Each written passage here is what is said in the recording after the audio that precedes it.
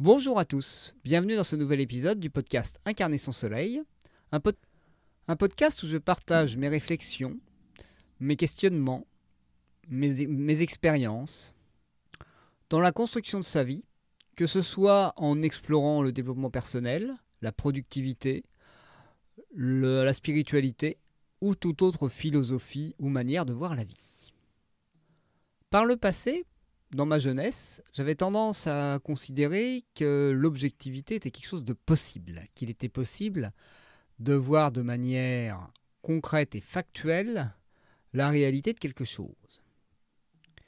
Et plus j'ai pris de l'âge, plus je me suis rendu compte que la pure objectivité, même dans le mythe du scientifique, est un peu dure à atteindre.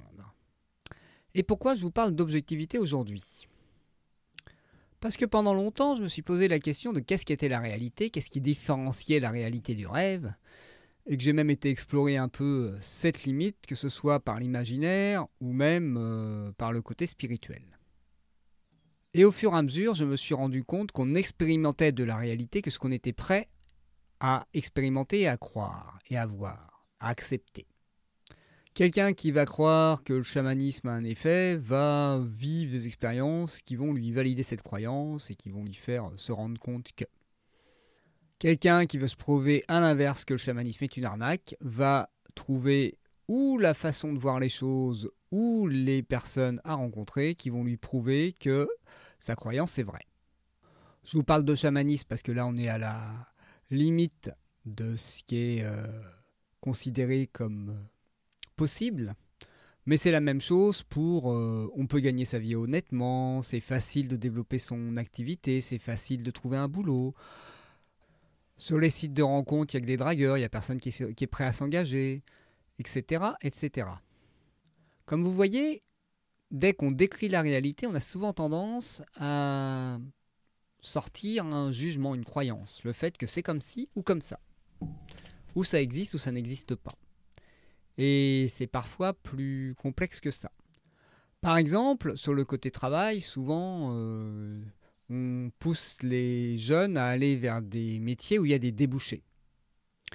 Mais quelqu'un hyper motivé et qui a vraiment des compétences dans un domaine où il y a moins de débouchés, s'il a vraiment envie de se mettre en mouvement et d'y aller, ça sera peut-être un peu plus compliqué, mais il aura peut-être une plus grande réussite professionnelle et ça lui permettra peut-être d'être plus épanoui dans sa vie que s'il va dans un chemin où il y a théoriquement des débouchés. Mais s'il y a des débouchés qui ne sont pas faits pour lui, ça ne sert pas à grand-chose. Tout ça pour dire que une réalité tangible, palpable et partagée pour tout le monde, il n'y en a pas. Il n'y a pas de choses qui sont vraies ou fausses. Il y a juste des tendances, je dirais. Et donc on est vraiment sur une vision statistique de la vie. Comme quoi il y a des normes, il y a une tendance. Il y a la tendance que c'est plus probable de ne pas réussir à faire ceci si on fonctionne ainsi ou si on fait les choses comme cela. Ou ça va demander plus de temps, ou ça, voilà. On peut vite faire des calculs pour prouver que la réalité fonctionne ainsi. Mais je pense qu'on ne peut pas aller beaucoup plus loin que la vision des sciences sociales qui ont la bonne idée d'utiliser les statistiques pour modéliser la réalité. C'est un peu ça, il y a toujours des exceptions à la règle. Et dès qu'il y a les exceptions à une règle, c'est que c'est peut-être plus une règle. Globalement, dans notre monde, on n'expérimente que nos croyances, comme je l'ai dit tout à l'heure. Je ne rentre pas beaucoup dans le détail dans cet épisode, mais c'est que si on croit à quelque chose, on va avoir tendance à se comporter, à accepter certaines opportunités, accepter d'entendre certaines choses ou de voir certaines choses d'une certaine manière, que si on est prêt à aller dans ce sens-là. Si on est totalement hermétique au fait de fonctionner autrement que par le passé, on n'entendra pas ou on ne verra pas l'alternative ou l'opportunité qui se présente. Par exemple, je suis un ancien fonctionnaire et je suis encore en disponibilité et j'ai vu que dernièrement ils avaient mis la possibilité d'une rupture conventionnelle. Mais vu que je suis en disponibilité, je suis pour ceux qui ne connaissent pas, en congé sans solde, je me disais que logiquement, ça allait pas être accepté. Et donc, à quoi bon tenter de faire les démarches pour avoir droit à une rupture conventionnelle, ce qui me donnera aussi des droits au chômage, si pour moi, ça me paraît totalement absurde. Et donc, vous voyez où je veux en venir. C'est que là, je me posais en, je dirais, dictateur du réel, en disant ce qui était acceptable ou non dans mon réel. Et donc, vu que c'était pas acceptable pour moi que ça puisse marcher, je tentais même pas le coup de me prouver le contraire. Comme par hasard, ma démission s'est perdue. Et donc là, mon ancien gestionnaire administratif m'a dit que il y avait ces possibilités-là. Et donc, vu que maintenant je suis prêt à recevoir de l'argent sans raison, ce qui n'était pas le cas il y a quelques mois, où je considérais que c'était absurde de me payer alors que j'étais plus pour quitter la fonction publique alors que j'y suis en théorie plus, j'accepte que ça puisse faire partie de la réalité et que l'État puisse payer quelqu'un en disponibilité pour quitter la fonction publique. Ce qui était entre guillemets pas acceptable pour moi avant. Quelqu'un, en l'occurrence moi. Et là, je vous donne l'exemple de la rupture conventionnelle. C'est vrai que c'est le cas pour beaucoup de personnes qui veulent quitter leur boulot. Il y en a beaucoup qui se disent « Ah oui, mais je ne peux pas quitter mon boulot, de toute façon, ils ne me laisseront pas partir. » Si on n'essaye pas, on ne sait pas. Ma compagne, elle, a réussi à le faire sans difficulté, alors que la taille de la structure dans laquelle elle travaillait ne semblait pas des plus adaptées pour accepter sa demande de manière positive. Et donc, ce que j'essaye de plus en plus, c'est d'ouvrir le champ des possibles en me disant « Et si c'est possible, pourquoi pas ? Et si ça peut marcher, pourquoi pas ? Et si ça peut fonctionner autrement, pourquoi pas ?»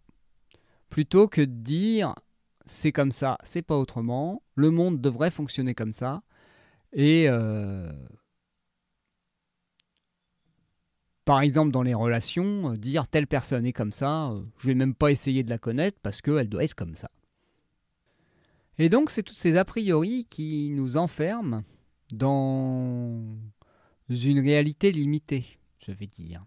Une réalité où certaines choses sont possibles, certaines choses sont acceptables, certaines choses sont atteignables et d'autres non. Les formules du style « c'est plus de mon âge » ou « c'est pas à mon âge que je vais changer » ou « de toute façon, ça, je peux rien y faire ». Tout ça, c'est de très bonne manière de dire « ma réalité ne changera pas » et inconsciemment, je ne décide qu'elle ne change pas, même si j'en souffre. Est-ce que vous seriez prêt à dire « oui, actuellement, je crois ça, mais j'aimerais bien avoir l'expérience du contraire et que la vie me prouve le contraire et me prouve que j'ai tort ». Parce qu'en acceptant de pouvoir avoir tort et donc d'avoir un monde un peu plus surprenant, c'est clair que ça peut permettre de tenter des choses qu'on n'aurait pas imaginées, ou aussi de voir les choses autrement. Quelqu'un, par exemple, qui a des regrets de ne pas avoir réalisé ses rêves de réussite sportive quand il était plus jeune, peut se dire « Ah oui, mais c'est trop tard, je ne pourrai pas réussir dans le sport à mon âge. » Mais tout dépend ce qu'on met derrière réussite et qu'est-ce qu'on met derrière. Et s'il ouvre un peu en disant oui, je pourrais plus être champion du monde ou champion olympique, mais est-ce que je pourrais pas remporter une course à un niveau local ou remporter la course des seniors ou équivalent? Et donc je résumerai ça en une phrase: qu'est-ce qu'on se permet de vivre dans ce monde et qu'est-ce qu'on permet au monde de nous proposer comme expérience? Est-ce qu'on permet au monde, par exemple, de nous prouver qu'on peut vivre facilement, avoir facilement de l'argent qui rentre dans notre poche par d'autres moyens qu'un métier salarié ou par d'autres opportunités auxquelles on ne s'attendait pas? Est-ce qu'on peut, par exemple, proposer au monde de nous montrer qu'il est peut-être pas si compliqué de rencontrer quelqu'un quand on est en recherche d'une rencontre amoureuse? Même si on croit que faut tomber sur la bonne personne, c'est compliqué de trouver et rencontrer quelqu'un, c'est compliqué de... Voilà, c'est compliqué. Est-ce qu'on veut continuer de croire et de se prouver que c'est compliqué? Ou est-ce qu'on veut juste à dire univers, essaye de me montrer si c'est vraiment compliqué. Si tu veux bien me montrer le contraire, j'en serais heureux. Pour ma part, je demande à mon futur de me prouver que j'ai tort sur le fait que développer mon activité et vivre pleinement de ma passion, ça va me prendre du temps, beaucoup d'efforts, et que ça va être un chemin de croix. Et vous, quelle croyance, quelle vision de la vie êtes-vous prêt à parier avec le futur, l'univers et la vie pour voir si elle est capable de vous montrer que vous avez tort et que cette croyance ou cette vision du monde n'est peut-être pas si juste. Vous verrez, ça pourra vous faire beaucoup de bien. Si cet épisode vous a plu, n'hésitez pas à en parler autour de vous, à en parler sur les réseaux sociaux ou sur tout autre espace, ou même à laisser un commentaire sur les plateformes qui le permettent ou une note sur par exemple Spotify et iTunes. Ça me permettrait de développer plus pleinement mon audience et de permettre à d'autres personnes de me découvrir. N'hésitez pas. Et bien sur ce, je vous souhaite une magnifique journée et je vous dis à très bientôt.